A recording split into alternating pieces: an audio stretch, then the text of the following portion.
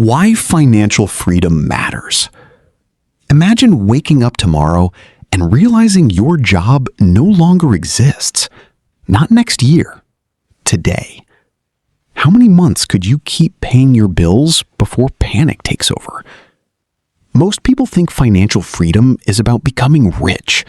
It isn't. It's about buying something far more valuable than luxury: time. The freedom to make decisions without fear.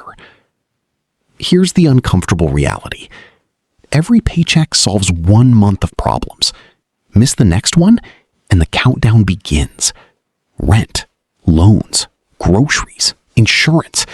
The clock keeps ticking whether money comes in or not. That's why financial freedom matters. It isn't a number in your bank account. It's a system where your money keeps working even when you stop.